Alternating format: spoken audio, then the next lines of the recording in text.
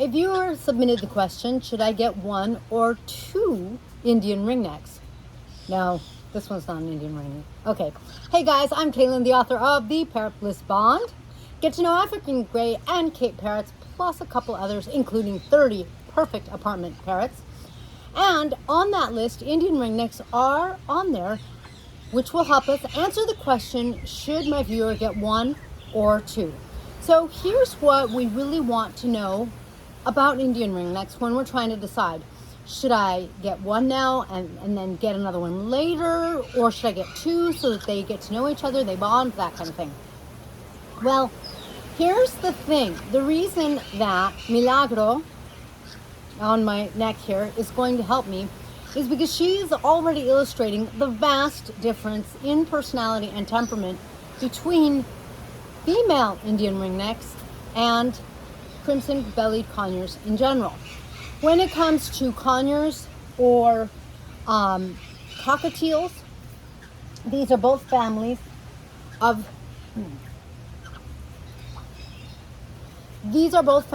very friendly birds. Milagro likes hanging out with me. We're already bonding, whereas this baby, not so much. She is not so thrilled because she is really a more independent species. Milagro keeps walking out of the picture, but I can feel her. She's just right next to my body. So the thing about Indian ringnecks is that they are totally stunning, but she's actually going to be this way with other Indian ringnecks as well, not just other birds. She's kind of standoffish. She's not looking to bond. Most baby birds are like in love with me by the time I have fed them. And she's like, feed me and then move on when it's feeding time. So it makes a really big difference. Now, if you get a male and a female, will they bond? The answer is yes, no. And what I mean by that, if you get a male and a female, yes, they'll get to know each other some. But the problem is that the female will really be standoffish with the male, with you, with any other bird, even if they're bonded to the bird. Because that's just the way that these very semi-independent or independent parrots, let's just say independent parrots, are. So when we had a female Indian ringneck, Milo, and she was a baby, she too had a friend that was a conure. And it was like, I'm not going to play with my conure, but don't pet my conure, that's my conure. And when there was a new conure, she would start to attack them. So we had to separate them. These two are actually the same age. It just so happens that the clutches hatched at the same time. And you can see how these stunning birds, they do like each other. Turquoise does recognize Milagro, so she's being nice to her. This is nice. If you want to call it that, this is bonding for a female Indian ringneck. So they're just not really going to do the things that you expect a parrot to do with each other or with anyone else. They're really just going to be independent. That's pretty darn bonded. They're actually touching. That's quite a bit. I mean, that is a recognition that they grew up together and that they are friends, that they do know each other. That's really huge compared to what it's mostly going to be like. Milo didn't start to connect with Jules until she was hormonal. And you can expect that.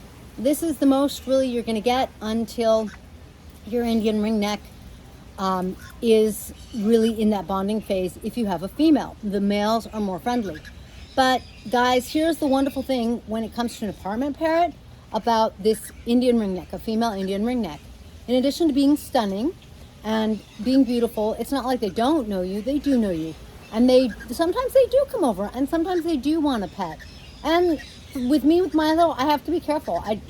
I can have a big bird like my macaw on my shoulder, but I can't have my Indian ringneck on my shoulder because Milo, she might bite me if she gets jealous. Like somebody else walks by and she's like, no, she's mine, so I'm gonna bite her. It's like, no, wait, I'm getting bitten, ow. So I have to be really careful with her. But the thing is, if you are like so many other people and you work or you go to school, you have to cook, you have to do this, you have to do that, then the wonderful thing is, have you noticed how Milagro hasn't stopped making noises? Milagro really wants attention all of the time, whereas Turquoise won't.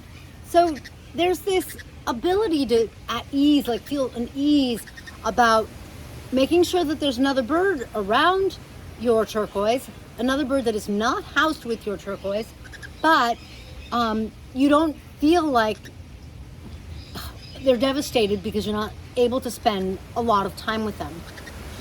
Instead, you know, you let your Indian ringneck out when you have time. They'll fly to you, they won't, they'll do their thing. Kind of like a cat or a dog in that sense. Is there going to be cuddle time? It depends on your ringneck, maybe a little bit. Nothing like there would be with some other birds. So if you want to get 2 ringnecks, there's nothing wrong with that. If you get a female, keep in mind that they are just as stunning. No, they don't talk as well, but they're also going to afford you that nice advantage or that nice benefit of being independent so that you can have them and really enjoy them, but not have to be worried that you're not making them happy, that you're not petting them, that you're not playing with them, this, that, and the other all the time. That makes ringnecks wonderful and easy pets. Thanks for joining me in this blissful video. Please be sure to give us one of these and comment below.